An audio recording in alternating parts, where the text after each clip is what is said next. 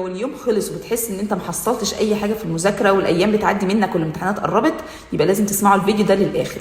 اول حاجه تعملوها ان انتوا دايما ما تذاكروش وانتوا نايمين على السرير او انتوا منتخين على الكنبه، دايما خدوا الوضع المستقيم، ذاكروا على مكتب، ذاكروا على سفره، المهم يبقى واخد الوضع المستقيم ده، لان المذاكره على السرير في البرد ده بتنيم. تاني حاجه دايما اعملوا جدول زمني. يعني ايه جدول زمني؟ يعني انا اقول عايز اخلص الشابتر دوت من الساعه كذا للساعه كذا، مش عايزه اخلص الشابتر او الجزء دوت من المذاكره النهارده. ما تسيبوهاش مفتوحه لان انتوا كل شويه هتضيعوا وقت. شغل صوتك، يعني اقرا بصوت عالي، ذاكر بالورقه والقلم. انه انتوا بتذاكروا اشرحوا. يعني ايه اشرح؟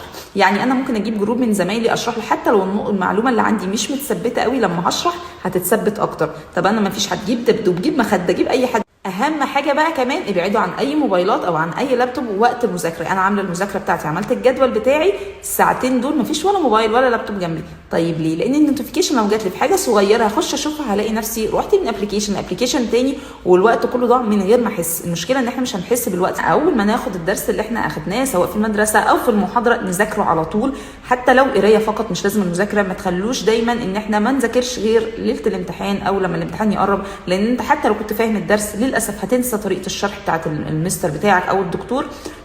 قولوا لي بقى انتوا كنتوا بتذاكروا ازاي، وايه اكتر طريقه شدتكم اول مره تعرفوها؟ ما تنسوش تعملوا فولو وشير عشان الكل يستفيد.